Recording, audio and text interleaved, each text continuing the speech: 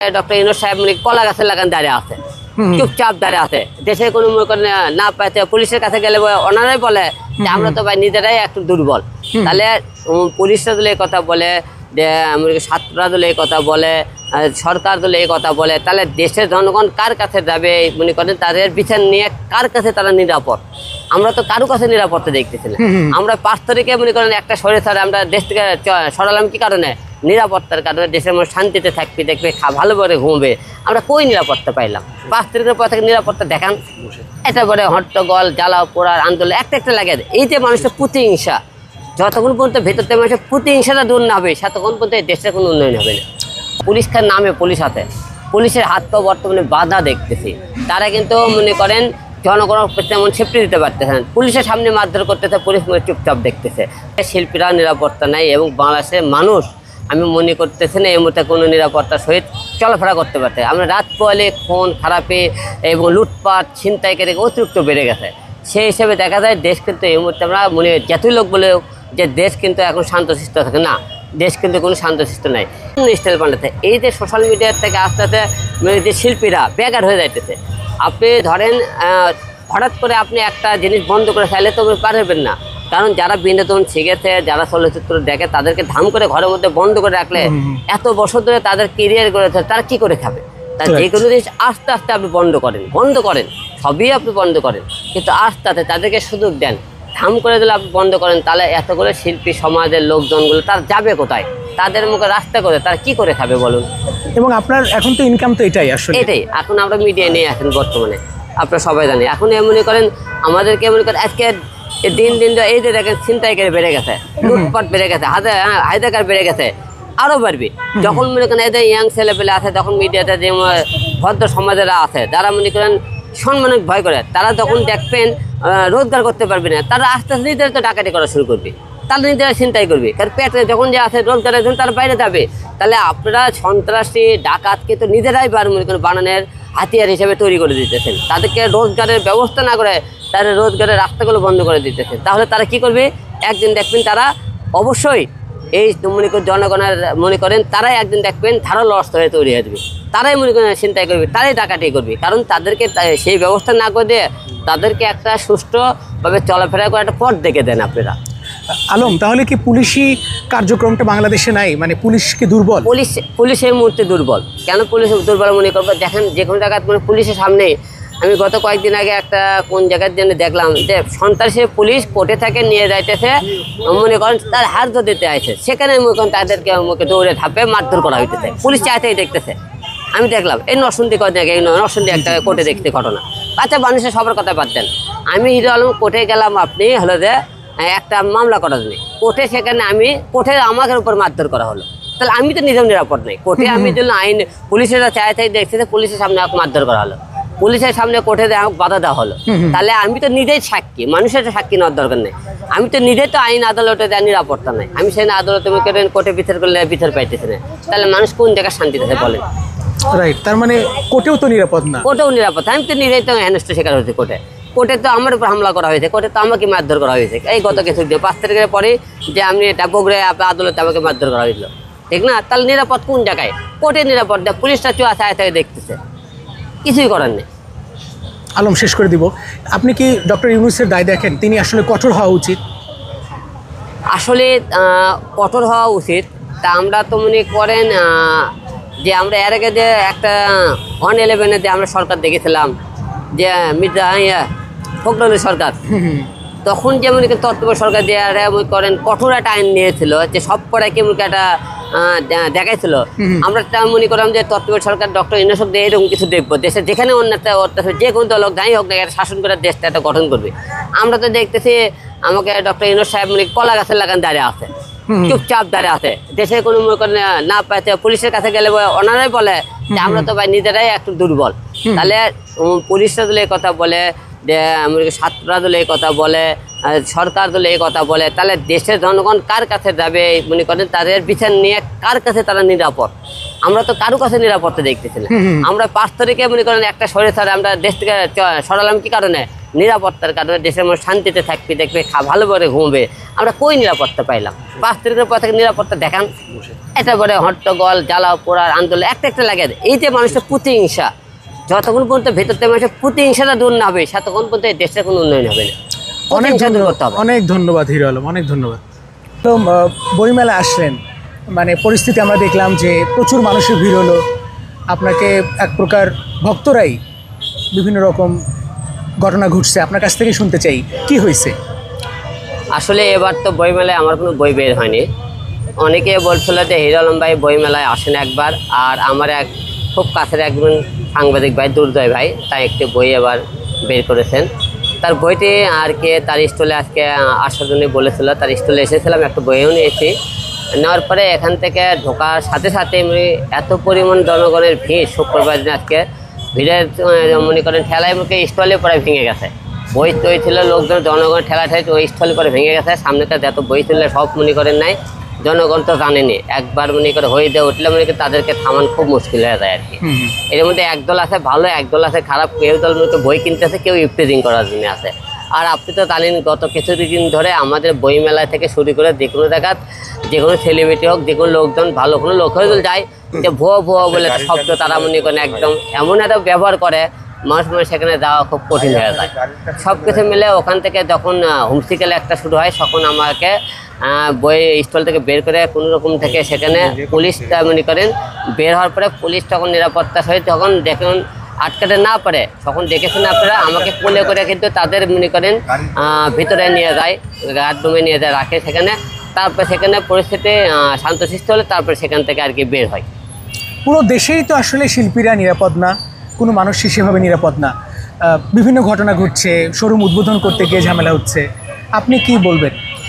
আসলে সারা বাংলাদেশে দেশের যে পরিস্থিতি, এই অবস্থায় কেউ নিরাপত্তা না এই মুহূর্তে নাই। আমি মনে করি নিরাপত্তা যদি থাকলো না, নিরাপত্তার সহিত কেউ বাসা থেকে বের করে হয়ে কিন্তু ঘরে ঢুকবে কি না এই কোনো নিশ্চয়তা নেই।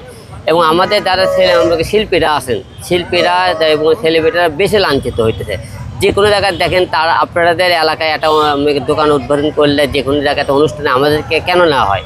তা আপনাদের এই অনুষ্ঠান এবং আপনার শোরুম দেওয়া যাতে উন্নত হয়, প্রমোট করার জন্য প্রচার করা যায়। কিন্তু আপনাদের সেখানে আমরা প্রচার করতে দেয় দেখতেছেন সবাইকে তো অপমান হইতেছে, অনিষ্ট হইতেছে, ভুয়ো ভুয়ো বলে একটা শব্দ তাদেরকে ব্যবহার করতেছে। এরকম হলে আস্তে আস্তে শিল্পীরা কিন্তু মনে করেন ঘর থেকে বের হয় বন্ধ করে দেবে। কারণ তারা যদি বের হয়ে তাদেরকে আপনাদের মনে করেন প্রমোট করতে দেয়, অপমান হয়, তাহলে কিন্তু তারা আসবে না।